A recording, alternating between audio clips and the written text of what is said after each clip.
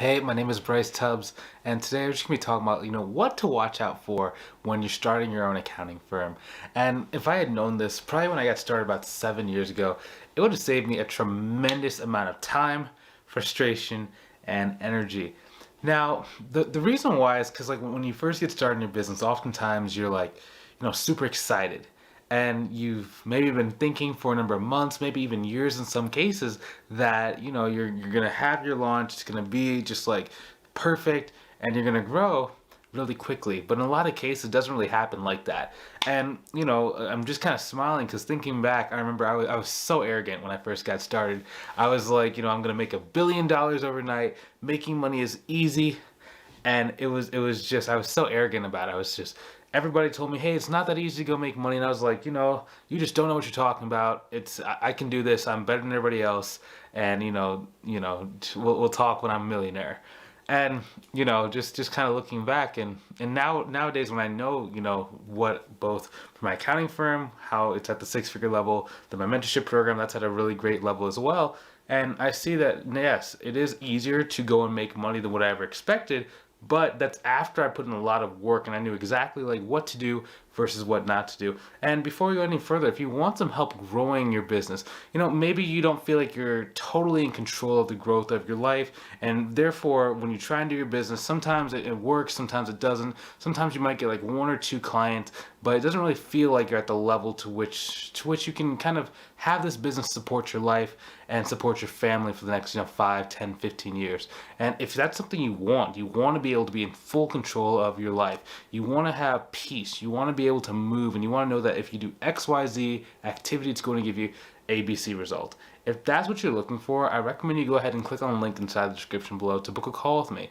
And on that call, we're just going to take a look at like, where are you right now? Where do you want to go? And if I think I can help you out, I'm just going to outline what the program looks like, what the deliverables are, and how we're actually going to go and accomplish the goal together. So if that's what you want, I'd love to see you on the call. If you're not quite ready, that's okay too. Going back in time for would be focus really on relationships.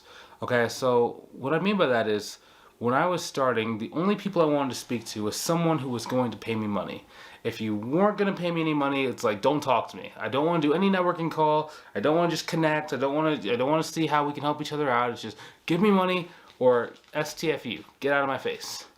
And oftentimes, as accountants and bookkeepers, we tend to be more of like I want to go to work, do the work, put my head down, and then leave, right? And we don't really want to go and talk to a million different people. Now, if that's kind of you, that's kind of how I was, right? I didn't really have a big network. I didn't have people who, I'd gone to college with, and like, we're in a fraternity. It wasn't like that. I was kind of like not like a lone wolf, but I didn't really have a huge network of people that I could just kind of call to grow my business very quickly.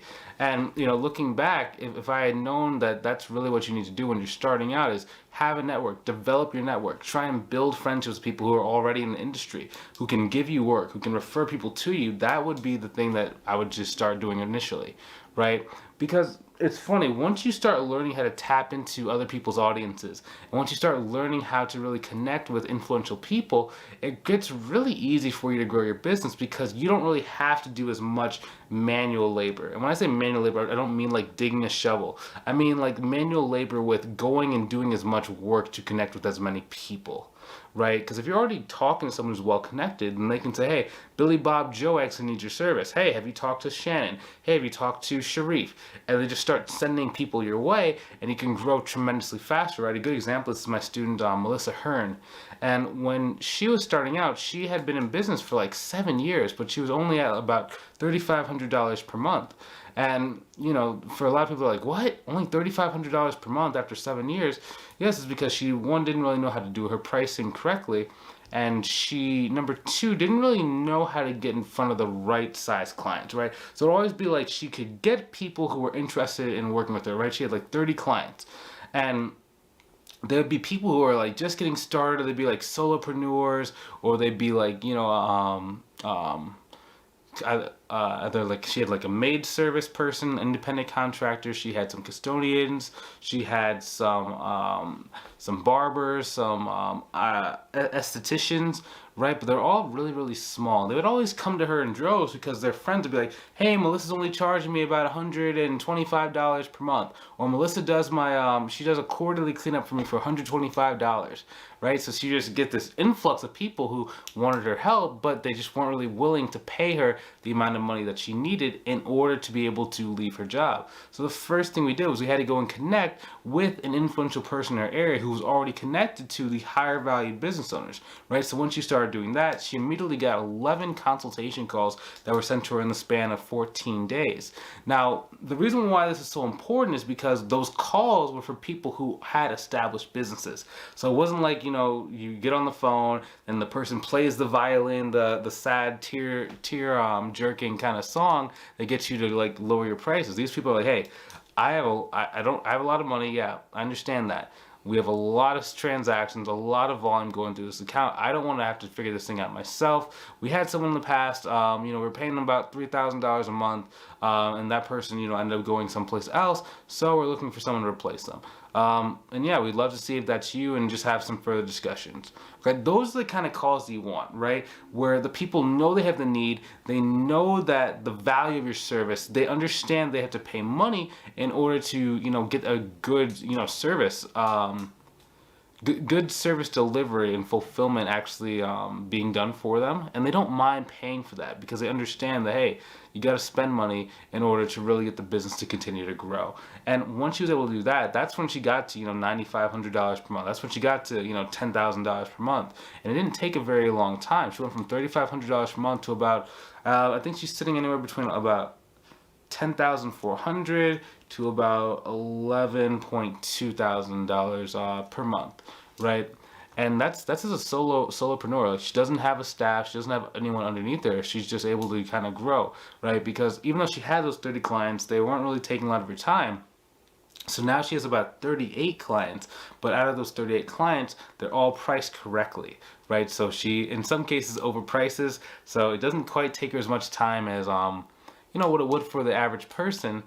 So she's able to charge a flat rate. They pay her the same amount of money every single month, and allows her to be able to try and kind of beat her previous month in terms of efficiency. So every single month she wants to work less and less and less, so she just gets better and better and better at the automations in QuickBooks. And if you ever want to learn more about QuickBooks, or maybe you're just getting started, you don't really know how to utilize QuickBooks properly, part of my program is we do let you sit down with someone on my team who actually does QuickBooks and specializes in that. So therefore you never really feel like you're alone. You always feel like you know exactly what you're doing in order to service your clients. So you can go in there with that confidence that a lot of people are lacking, no matter how much experience they have.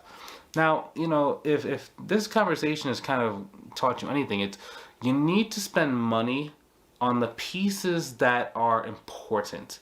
I'm not saying go and spend $1 billion on branding. I'm not saying that. You need to spend money on the people and the activities that move the boat forward, right? Cutting down that time it's going to take for you to go and learn this stuff, because I don't want this to take you 7 years.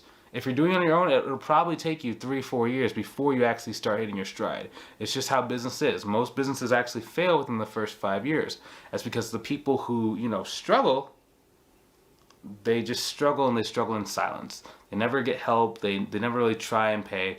Versus the people who succeed in business, I think they're saying only about 10% of business owners actually work with a coach or actually work with some sort of mentor kind of program. So if that's something that you value, right? You want to save time in order to go and make more money in the future. You want to be able to support your family and finally feel like you're in that control and that you know exactly what you need to do to grow the business and actually go and reach the goal.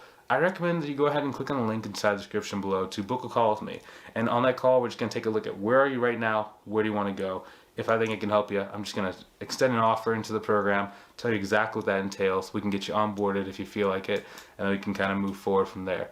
So if that's you, I'd love to see you on the call. If you're not quite ready yet, no harm, no foul. We have a lot of content on this channel that's there for free to make sure you can go grow your business. And then, when the time is right for you and when you've, had enough and seen exactly what you need in order to trust us to move forward, I'd love to see you on the call. Until then, hopefully have a great rest of your day and a great rest of your evening. Have a great day. Talk to you soon.